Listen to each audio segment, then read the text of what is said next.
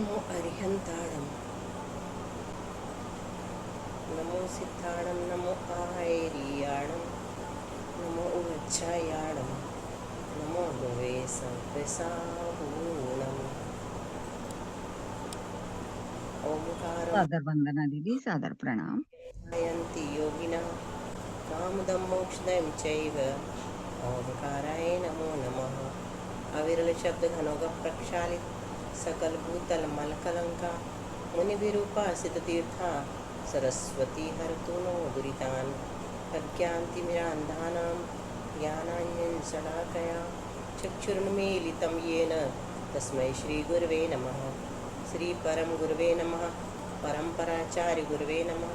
सकलकलुषध्वंसकं श्रेयसां परिवर्धकं धर्मसम्बन्धकं भव्यजीवमनः प्रतिबोधकारकमिदं शास्त्रं श्री सर्वार्थसिद्धिनां ध्येयम् अस्य मूलग्रन्थकर्तारः श्री सर्वज्ञदेवाः तदुत्तरग्रन्थकर्तारः श्रीगणधरदेवाः प्रतिगणधरदेवास्तेषां वचोनुसारमासाद्य आचार्य पूज्यपाददेवैः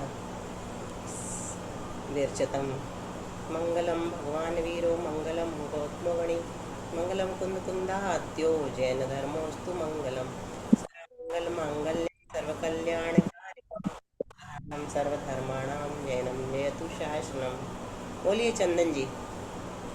कोटि शतं द्वादश चैव कोट्यो लक्षाण्यशीतिस्त्रधिकानि चैव पञ्चाशतष्टौ च सहस्रसङ्ख्ये मेतच्छ्रुतं पञ्चपदं नमामि अर्हन्त भाष्यत् गणहरदेवेहिं गन्धियं सम्मं प्रणमामि भक्तिजुक्तो सुदृढ़ वहिं सिरसा इच्छामि भन्ते सुत्पत्ति कौसगो कौ तस्था लोचे अंगो वंग पैण्य पाहुण्य परियम सुत पड़माणियो पुवगे चूलिया चेव सुत थुई धम्म कहायम सयाडिच कालम अंचेमी पूजेमी बंदामी डमस्सामी दुख खौ कम खौ बोहिलाहो सुगई गमनम समाहि मरणम जिणगुण संपत्ति होमस्तम नमो अरिहंताणम नमो सिद्धाणम नमो आर्याणम नमो वज्रायाणम नमो लोये सव्य साहुणम श्रुत जलति पारिगेभ्य स्वपरमत विभावना पटु मतिभ्य सुचरित तपो निधिभ्यो नमो गुरुभ्यो गुण गुरुभ्य 36 गुण समग्रे पंच विहाचार करण संदरि से शिष्याण गह कुशले धम्माइरिये सया वंदे गुरु भक्ति संजमेण यह तरंति संसार सायरम घोरम क्षीणन्ति अट्टकम्मं जम्मं मरणं न पावन्ति ये नित्यम व्रत मंत्र होम निरता ध्यानाग्निहोत्राकुला षट कर्माभिरतास्तपो धन धना साधु प्रिया साधु वह शीले प्रावरणा गुणा प्रहरणा चंद्रार्क तेजोधिका मोक्ष द्वार कपाट पाटन भटा प्रीणन्तु मां साधुवे गुरुवे पांतो नो नित्यम ज्ञान दर्शन नायका चारित्रार्णव गंभीरा मोक्ष मार्गोपदेशका इच्छामि भन्ते आर्य भक्ति कौसगो कहो तस्सा लोचे सम्मणान समदंसण समचारिचुत्ताणम पंच विहाचाराणम आर्याणम आयारादि सुदनाणोपदेशयाणम वज्जायाणम तीरयण गुण पालन रयाणम तव साहुणम नित्यकालम अंचेमी पूजेमी वंदामी नमस्तामी दुख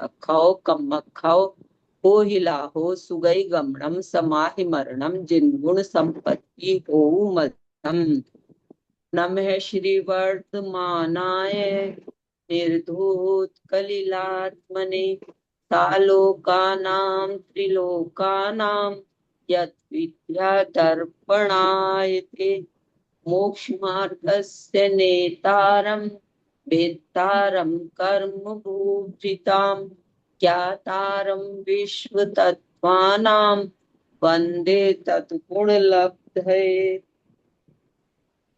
आचार्य उमा स्वामी जी महाराज की जय। आचार्य पूज्यपाद स्वामी जी महाराज की जय। आचार्य समंतभद्र स्वामी की जय। संत शिरोमणि आचार्य गुरु श्री विद्यासागर जी महाराज की जय। आचार्य गुरु श्री समय सागर जी महाराज की जय। आचार्य गुरु श्री प्रज्ञा सागर जी महाराज की जय। तीन हम 9 करोड़ मुनि महाराज की जय। सांग जनवाणी माता की जय। संपूर्ण आरिका माता जी की जय। आरिका पूज्य गुरुमति दृढ़मति आदि सभी बड़ी माता जी की जय। आरिका शिक्षा चिंतनमती माता जी की जय। जय जय जय। सादर वंदना दीदी, सभी को सादर जय जिनेन्द्र, सभी दीदी जी को सादर वंदना। सबको जय जिनेन्द्र वंदना। सभी दीदियों को तो हम लोग रत्नकरण श्रावकाचार्य जी में 84 नंबर की गाथा देख रहे हैं कि किस तरह से नियम लिए जाते हैं दिग्व्रत के अंदर। देशावकाशिक और फिर देशावकाशिक की विधि क्या होती है, कैसे कौन सी गली, नगर, घर, गांव, क्षेत्र, योजन आदि के माध्यम से मर्यादा फिक्स की जाती है ना। गणधर देव ने क्या कहा, देशावकाशिक शिक्षा व्रत के क्षेत्र की प्रसिद्ध घर, प्रसिद्ध गली, प्रसिद्ध गांव और प्रसिद्ध खेत, नदी और जंगल, योजन आदि के माध्यम से मर्यादा तय की जाती है ना। इनके आधार पर 93-94 दीदी गाथा श्लोक नंबर 93-94 आपने 84 गलती से बोल दिया होगा। 84 बोला। बहुत जी अच्छा दीदी। सुधार करने के लिए अपन को पीछे जाने नहीं है, आगे जाना है। 104 बोलना चाहिए मुझे तो, कैसे है ना, क्योंकि अब नया नया और पढ़ना है ना, बहुत सारा पढ़ना अपन को, इसलिए 94 ठीक है। जी दीदी। चलो और आप आगे जा भी रहे हो, हमको भी ले जा रहे हो। क्या, प्रणाम दीदी। आप आगे जा भी रहे हो, हमको भी ले जा रहे हो आगे। बिल्कुल ठीक। आप लोगों ने मुझे साथ ले लिया है ना आगे चलने के लिए, खासकर प्रज्ञा निमित्त है। जैसे चामुंडराय निमित्त थे ना कोमट सार जीवकांड कर्मकांड में, ऐसी अपनी क्लास में प्रज्ञा निमित्त बनी है। वो आप तो पहले से ही पढ़ाती थी, मैं तो कहाँ निमित्त हूँ। नहीं मतलब ये छोटे बड़े सबके लिए निमित्त बन गई ना तुम। पहले तो 2 ही 4 लोग इन लोग बड़े बड़े पढ़ते थे, मूल संस्कृत से पढ़ते थे। अब तुम लोग के निमित्त से हम लोगों ने सविता के कारण छोटी चीज ली, उसमें सविता निमित्त बनी। हमने कहा सविता को सरवार सिद्धि कठिन लग रही, चलो अब रत्नाकरण श्रावकाचार्य शुरू करते हैं। तुम्हारे लिए, तुम इंटेलिजेंट हो तो सरवार सिद्धि शुरू की थी। फिर देखा कि थोड़ी और ज़रूरत है, थोड़ा थोड़ा पढ़ो, लेकिन सब प्रकार का अपन ने सोचा इसी एक छोटी सी क्लास में लाभ ले रहे अपन लोग, है ना। तो अपना चल भी रहा है, 3 अध्याय पूरे हो गए, इतना इसके बावजूद भी समझ लो बहुत बड़ी उपलब्धि है ना। हाँ सर। तो चलो अलका रिपीट करना। संवत्सर मृतुरैनम मास चतुर्मास पक्ष मृक्षम च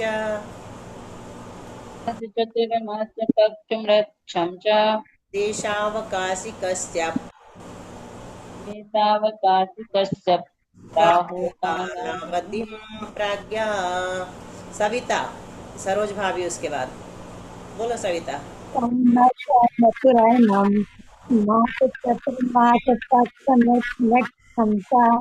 देशावकाशिकस्य कालावधिं प्रज्ञः। संवत्सरं ऋतुर्मैनं मास चतुर्मास पक्षमृक्षं च देशाविकाशिकस्य राहुर्कालावधिं प्राज्ञः। प्रज्ञा। हाँ बुआ। संवत्सर मृतुरैनं मास चतुर्मास पक्षमृक्षं च देशावकाशिकस्य प्राहुकालावधिं प्राज्ञाः। तो ऐसा करना प्रज्ञा। दीदी कोष्टक में जो माँ लिखा उसको नहीं पढ़ना था? हाँ, बता रहे भाभी। तो जी दीदी। हम प्रज्ञा से ये कह रहे थे कि प्रज्ञा तुम तो ऐसा करना कि 10-10 श्लोक ना अपनी लय में गा करके बहुत अच्छे से सेंड कर देना कक्षा में, ठीक है? 10-10 या 5-5, सबको लय भी अच्छे से आ जाएगी। हमारे और अंदर तो आवाज हम प्रज्ञा दीदी को बोले रिकॉर्डिंग कर दें अपनी आवाज में। नहीं, पूरी एक साथ नहीं, 5 या 10 की जी एक बार में, है ना? कम MB। दीदी लय तो आ जाएगी, आवाज कहाँ से लाएंगे? क्या बोल रही हैं सरोज भाभी? आवाज कहाँ से लाएंगे उसके जैसी? नहीं, लय तो आ आपकी आवाज जाएगी। भी अच्छी है, बस लय के साथ सबकी आवाज शोभित होने लगती है ना। चलो, आपने पूछा संवत्सर मृत्यु ओ रैनम, है ना? तो मृत्यु मैनम पाठ भी आता है, रा को फिर छोड़ देंगे, रा की जगह मा अच्छा भी आता है, तो मृत्यु ऐनम निकलेगा। और मृत्यु रैनम में मृत्यु यानी विसर्ग बना देंगे, मृत्यु प्लस अच्छा, मतलब एक बार में या तो रा पढ़ना या माँ पढ़ना? माँ पढ़ना है। 2 पाठ मिले इसलिए उन्होंने ब्रैकेट में डाल जी, दिया, ठीक है? ठीक है दीदी। दोनों नहीं लेना है। चलो, अब देखते हैं अर्थ। अर्थ विजय जी आप बताइएगा, ठीक है? प्राज्ञा। जी दीदी जी। प्राज्ञा यानी गणधर देव, गणधर आदि देव, ये विशेषण उनके लिए, जैसे 1008 नाम होते हैं ना भगवान के, ऐसे ही रत्नकरण श्रावकाचार्य में गणधर देव के लिए बहुत सारे विशेषण आ गए हैं ना। तो गणधर आदि देव, प्राज्ञा ने प्रकृष्ट ज्ञानी, प्रज्ञा, तो 2 शब्दों से प्रा यानी प्रकृष्ट, ज्ञा यानी ज्ञानी, 2 शब्दों से मिलकर के बन गया प्राज्ञा, आदि में वृद्धि हो गई। तो प्रकृष्ट ज्ञानी गणधर आदि देव देशावकाशिकस्य, देशावकाशिक व्रत के बारे में अभी हम पढ़ रहे हैं। देशावकाशिक जो व्रत है, मतलब देश व्रत, उसको दूसरे शब्दों में कहें तो देश व्रत ही है वो, है ना? तो देशावकाशिक व्रत की जो काल की मर्यादा, ऊपर वाले श्लोक में हमने क्या पढ़ी थी? क्षेत्र की मर्यादा, ग्राम नगर जंगल आदि, है ना? इस श्लोक में क्या बता रहे? काल की मर्यादा कैसे करना चाहिए। हम जैसे नियम ले लें कि हम भारत से बाहर पूरे चातुर्मास नहीं जाएंगे, तो ये काल की मर्यादा हो गई। लेकिन देशावकाशिक व्रत की हुई, क्योंकि हमारा दिग्व्रत ऑलरेडी है ना? कहीं तक भी जाने का, उसके अंदर और हमने ले लिया। पूरे विदेश में जाने का हमने कुछ 5 देश बांध लिए, 5 देश से ज्यादा नहीं जाएंगे। फिर चातुर्मास में भारत से हम भारत से बाहर ही नहीं जाएंगे, तो ये देशावकाशिक हो गया। 5 विदेशों का त्याग, 5 विदेशों को हमने रखा, ठीक है? तो ये हो गया अपना दिग्व्रत कि 5 से ज्यादा विदेशों में यात्रा नहीं करेंगे पूरे जीवन में। दिग्व्रत जीवन भर के ले लिया, है ना? फिर हमने क्या किया? चातुर्मास में हम भारत से ही बाहर नहीं जाएंगे, मतलब जो लोग ज्यादा आते जाते उनके लिए। फिर अपन लोग के लिए जैसे तीर्थ यात्रा छोड़ करके MP से बाहर नहीं जाएंगे, जबलपुर से बाहर नहीं जाएंगे, जो ज्यादा नहीं घूमते। तो उस हिसाब से, जैसे कि आप कह रहे थे ना कि आप रोज बता दिया करो, तो अपने अपने मन से स्वयं निर्धारित कर सकते हैं। तो गणधर आदि देव देशावकाशिकस्य, देशावकाशिक व्रत की, षष्ठी का एक वचन है ना, कालावधिम, काल की अवधि मतलब काल की मर्यादा को क्या कहते हैं, कैसे बनवाते हैं? संवत्सर, संवत्सर यानी वर्ष, 1 वर्ष, और अयन मतलब 6 माह, 6 माह, मास मतलब एक महीना। महीना, 30 दिन। तो इसके पहले अपन 4 चातुर्मास भी रख सकते हैं। चातुर्मास मतलब 4 माह, ठीक है? और पक्ष यानी 15 दिन। 15 दिन, और ऋक्ष यानी एक एक दिन। दिन। ऋक्ष होता है नक्षत्र, ऋक्ष किसको कहते हैं? नक्षत्र को। तो एक दिन में एक ही नक्षत्र होता है, ज्येष्ठा आर्द्रा आदि, है ना? इसलिए यहाँ दिन भी लगा सकते हैं और नक्षत्र भी लगा सकते हैं। तक प्राहु मतलब कहते हैं इतनी तक मर्यादा ली जा सकती है ना? काल की मर्यादा को 1 वर्ष से लेकर 1 दिन तक अपन बना सकते हैं। बोलो विजया जी। जी जी, प्रणाम दीदी। हम्म 93 नंबर के श्लोक में अपन ने क्या देखा था कि अपन क्षेत्र की मर्यादा कैसे ले सकते हैं देशावकाशिक व्रत में। अब इस श्लोक में बता रहे हैं कि काल की मर्यादा हम कैसे ले सकते हैं। तो यहाँ गणधर आदि जो देव है कि जो विशिष्ट प्रकृष्ट ऐसे ज्ञान के धारी है, वो देशावकाशिक व्रत के काल की मर्यादा बता रहे हैं। वे कह रहे हैं कि जैसे हम दिग्व्रत में ली हुई मर्यादा को इस इतने समय के अंदर भी बांध सकते हैं। जैसे 1 वर्ष हुआ, अयनम यानी 6 माह हुआ, रीति यानी 2 माह हुआ, या 1 माह, 4 माह, 15 दिन और 1 दिन या 1 नक्षत्र। इस प्रकार हम इतने समय तक काल की मर्यादा को बांध के भी देशावकाशिक व्रत को पालन कर सकते हैं। सादर प्रणाम दीदी, सादर आप प्रणाम। ना हमसे भी बहुत अच्छा बताती हो, आप ही बताया करो सारे अर्थ, है ना? नहीं सब दीदी, बताया नहीं करो। नहीं नहीं नहीं दीदी। सब लोग से पूछ लो, बहुत अच्छा बता रही हो आप। पहले भी बहुत अच्छे बताया आपने। चलो अब संजय भैया रीना बोलेंगे, ठीक है? जी दीदी। सीमांतानां परतः। हाँ दीदी। हम्म, क्या हुआ? स्थूलेतर पंच पाप संत्यागात। दीदी हमें आवाज नहीं आई थी, एक बार फिर बोल दीजिए। हाँ, सीमांतानां। हमें भी नहीं आई थी, हमें भी नहीं आई थी। हाँ, वो दिखा रहा मेरे में अनस्टेबल।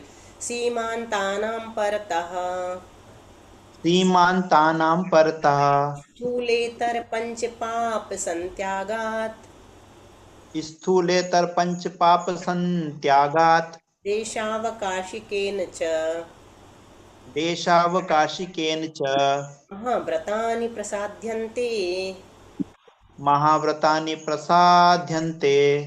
सीमान्तानां परतः स्थूल स्थूलेतरपञ्चपापसन्त्यागात् देशावकाशिकेन च महाव्रतानि प्रसाद्यन्ते।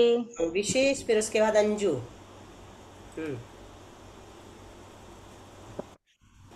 विशेष कहाँ चला गया था? बोलो बोलो शायद।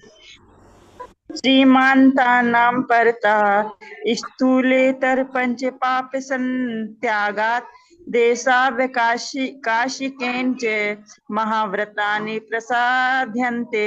विकास बोलो। दीदी विकास सविता बोले। हाँ, बोलो सविता। सीमांतानां परतः बोलो बोलो। स्थूलेतर पंचपाप संत्यागात् देशावकाशिकेन च महाव्रतानि प्रसाद्यन्ते। संयुक्त कर दिया, बहुत अच्छा। बोलो सविता। सीमांतानां परतः स्थूलेतर पंचपाप संत्यागात् देशावकाशिकेन च महाव्रतानि प्रसाद्यन्ते। विकास, तुमको बोला था, तुम्हारे पास हमारी आवाज नहीं गई है ना? तो अब अर्थ देख लो। सीमांता नाम यानी सीमाओं के अंत भाग के, अंता नाम सीमा, अंता नाम, परतः यानी आगे, सीमाओं के अंतिम भाग के आगे। क्या कह रहे हैं यहाँ पर? महाव्रत कहलाने लगते हैं। कौन? देश व्रत भी, है ना? देशावकाशिक व्रत भी महाव्रत जैसे माने जाने लगते। कब? जब सीमाओं के अंत के, मतलब जहाँ सीमा का अंत आ जाता है, उसके आगे, और स्थूल और सूक्ष्म पापों का, उसके आगे क्या हो जाए?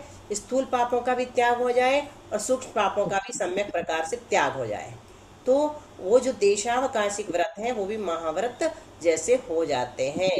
सीमांता नाम परतः, सीमाओं से आगे, सीमा के बाहर, जहाँ तक हमने सीमा बांधी है ना, उसके बाहर कितने भी पाप हो रहे हों, हमारा जाने का ही त्याग है आजीवन के लिए, तो उन पापों का जरा भी दोष हमको नहीं लगेगा। उसके आगे स्थूल और सूक्ष्म, स्थूलेतर, इतर यानी सूक्ष्म, ठीक है, पंच पाप यानी पांचों पापों का, सम यानी समीचीन रूप से, त्यागात यानी त्याग हो जाने से, देशावकाशिक जो व्रत है वो महाव्रतानी प्रसाद्यन्ते, महाव्रत के समान प्रसिद्धि को प्राप्त होते हैं, मतलब कहे जाने लगते हैं। बहुत बोलो प्रज्ञा। हाँ बुआ। सीमाओं के आगे मतलब जो भी हमने सीमा बांधी है उसके आगे जिस भी प्रकार के स्थूल या सूक्ष्म 5 पाप हो रहे हैं उनका त्याग हो जाने की वजह से उन सीमा के आगे देशावकाशिक व्रत के द्वारा हम महाव्रती सिद्ध किए जा सकते हैं। बहुत अच्छा, मतलब उपचार से महाव्रती भी सिद्ध उपचार होते से। हैं, क्योंकि महाव्रती क्या है, सूक्ष्म पाप भी से भी बचे रहते हैं ना, सूक्ष्म पापों से भी विरत होते हैं। हम जी कब बच जी सकते दीदी। हैं सूक्ष्म पापों से? जब हम जीवन भर के लिए उस जगह जाने का त्याग ही कर देंगे जहाँ पाप त्याग ही है। कर तो जितनी भी फैक्ट्रियां हैं, जितना भी जो कुछ भी हो रहा है, जितने भी बूचड़ खाने हैं, कुछ भी हो रहा हो, कपड़े बन रहे हो, चाहे खाना पीना बन रहा हो, चाहे खेती हो रही हो, चाहे बाड़ी हो रही हो, चाहे प्रसाधन की सामग्री बन रही हो, किसी भी निमित्त से हमें पाप सूक्ष्म रूप से भी नहीं लगेगा, क्योंकि हमने पूर्ण रूप से त्याग कर दिया है, त्याग कर है ना, उस क्षेत्र के बाहर जाने का। तो वो जो हमारा व्रत है महाव्रत के समान माना जाने लगता है, कहा जाता है। कितनी अच्छी बात है ना, मतलब अपने को प्रेरणा मिलती बहुत है। हम सुंदर। बहुत सूक्ष्म में इसलिए बता रहे हैं क्योंकि हमारा भाव जो है ना थोड़ा पढ़ने का है, नए नए। तो आप लोगों को अगर सुनना है तो बेनाडा जी का बहुत अच्छा है, उनके सारे श्लोक सुन सकते हैं, और डिटेल में बहुत विस्तार से उन्होंने समझाया है। ठीक है, जी अपन अभी दीदी इतने ही जी। संक्षेप में रखते हैं, किसी को और डिटेल में तो नहीं सुनना है? ठीक है ना, इतना ही ठीक है ना? बहुत दीदी अच्छा दीदी। बोलो। दीदी जिस रास्ते से अपन मंदिर जाते हैं हाँ, उसमें यदि कोई ऐसी दुकान हो तो फिर दुकान हो तो क्या मतलब आपका? नॉनवेज वाले, हाँ, तो उससे तो क्या? क्या मतलब पूछ वही रहे हम हैं? पूछ रहे पाप पुण्य का पूछ रहे हैं। उससे अपने को तो उससे उससे मतलब नहीं है, हमारा वहां आने जाने का त्याग नहीं है। तो जहां तक हम जा रहे हैं वहां पर तो जितने भी कार्य हो रहे हैं सबका दोष हमको लगेगा। जितनी जगह में हम रह रहे हैं हमारा त्याग ही नहीं है ना। हम मंदिर जाओ चाहे कहीं जाओ, हम उधर से गुजर रहे हैं, हमने उसको अपना क्षेत्र माना है। तो वो तो श्लोक से ही सिद्ध हो रहा है ना कि जहाँ बिल्कुल आजीवन हमारा त्याग है, जिस सीमा के बाहर जाने का, वहां पर जिस प्रकार के पाप हो रहे हैं सूक्ष्म अथवा स्थूल, उससे हम बच सकते हैं। अभी यहाँ नहीं जाए, यहाँ जाने से या नहीं जाने से महाव्रती जैसे नहीं बन जाएंगे, है ना, उपचार से ना अनुपचार से। ठीक है, यहाँ तो हम जो व्रत लेते हैं उसका अपने को फल मिलता है, अच्छा और बुरा है ना, पुण्य फल मिलता है। जी दीदी। जी दीदी। चलो।